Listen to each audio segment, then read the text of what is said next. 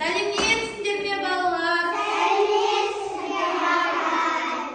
Өте жақсы, балалар. Бүгінгі күннің күйіміз қалай? Жақсы.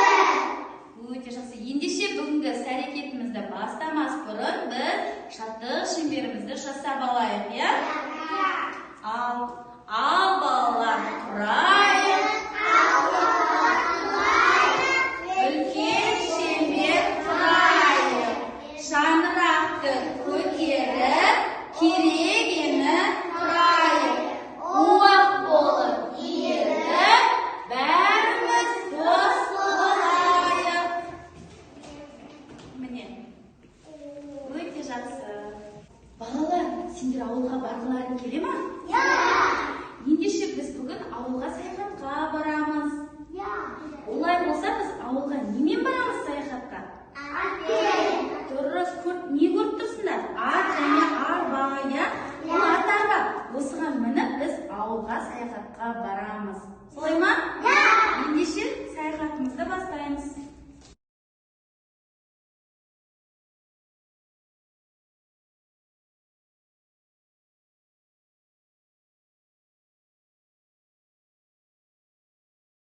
Ал біз қайда барамыз, балалар? Ауылға.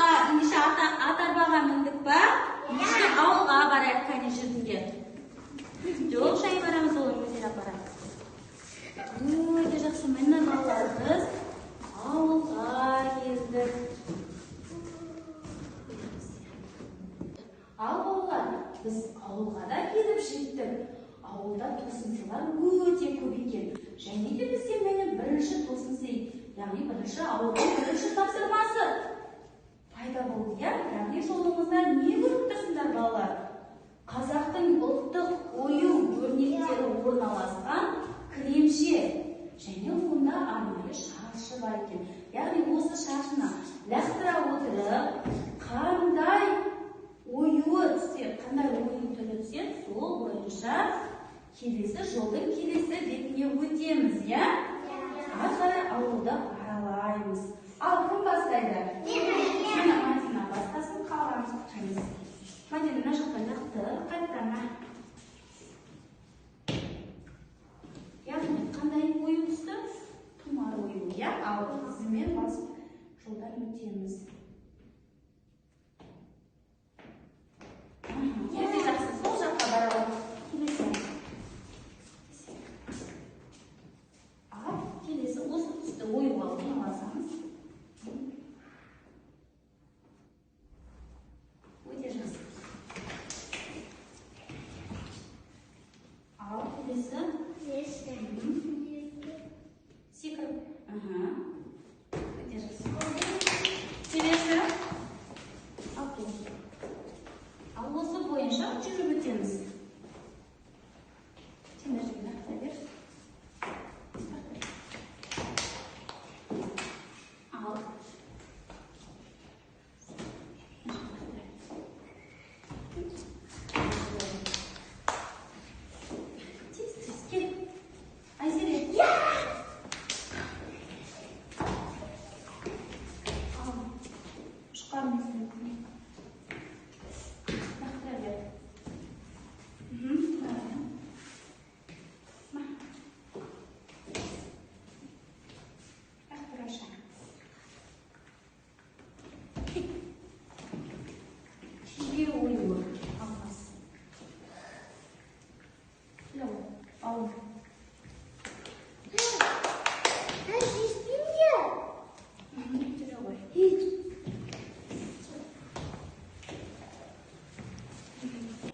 Біз жаңа ауылға келдік. Ауылдың бірінші тосынсы, яғни бірінші тапсырмасын біз істедік, орындадық, өттік, иә?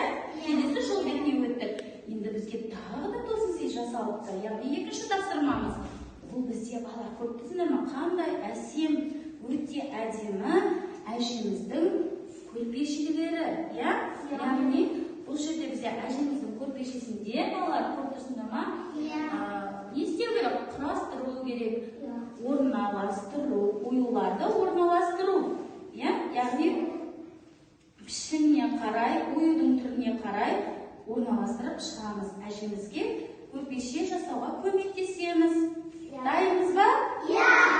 Ендеше сендер ағаларды орналастырыңдар. Осы жерде отыр.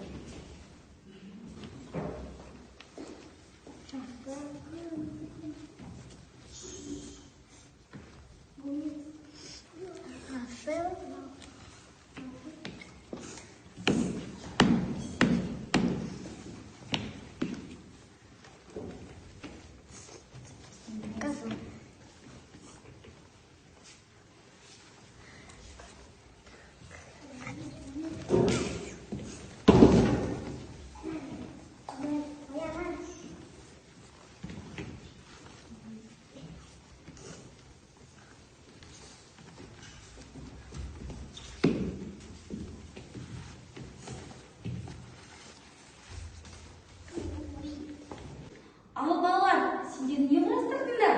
Әсем көрмешегі. Дұрыс, өте жақсы. Кәне көріп шайыш. Барлығын дұрыс орналастырыпсыңдар, иә балалар? Жарайсыңдар. Балалар, ауылда не бар екен?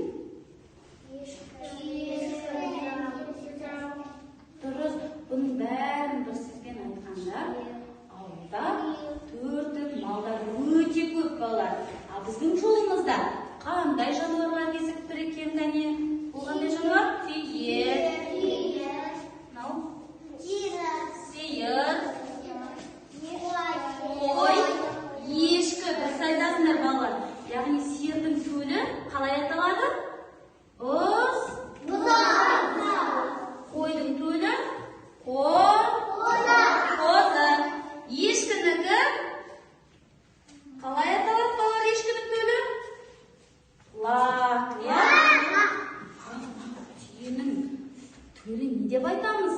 Бота.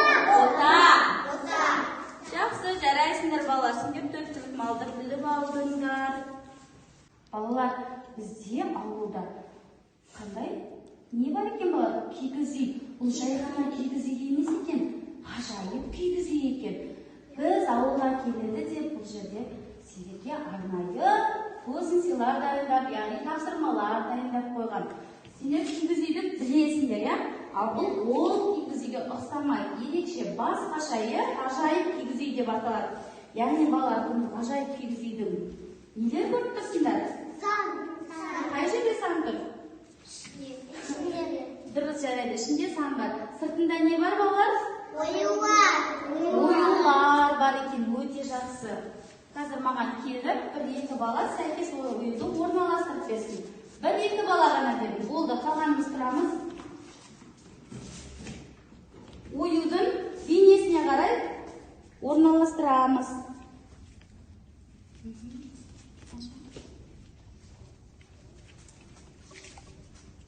Мен мына жерде. Тастырып болмай ма? Өте жақсы.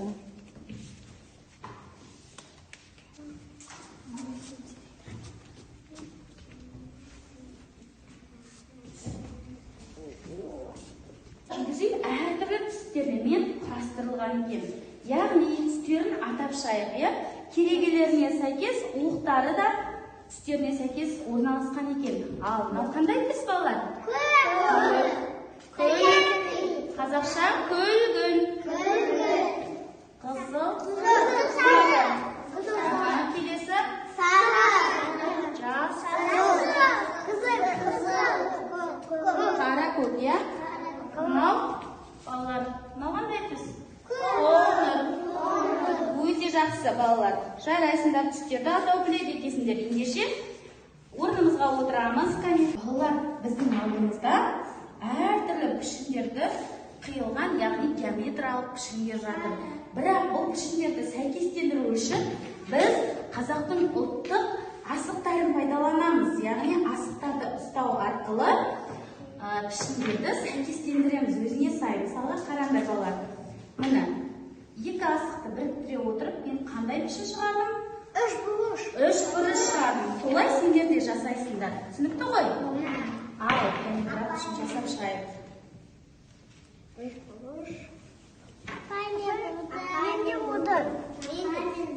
Жасап, тып-тыныш отырамыз. Жасап болғанымыз. Қолымызды бұлай қоямыз.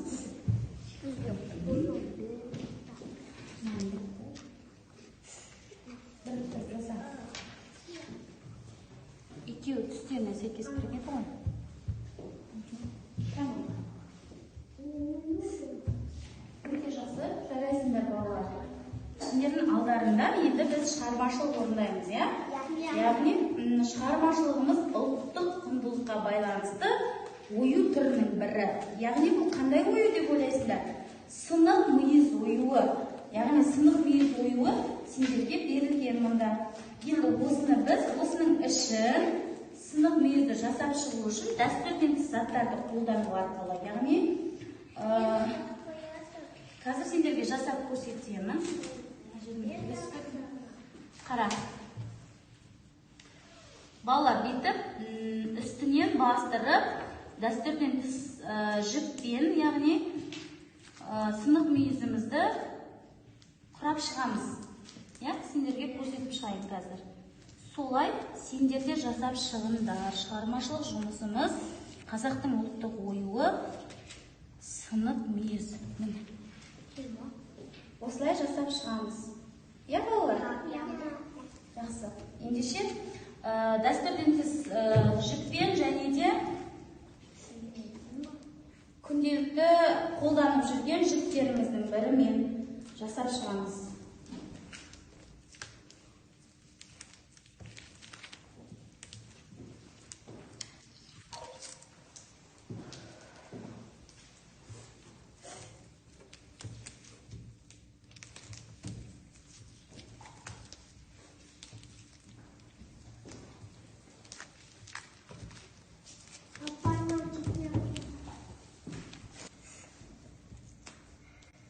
Балалар жасап болдық па?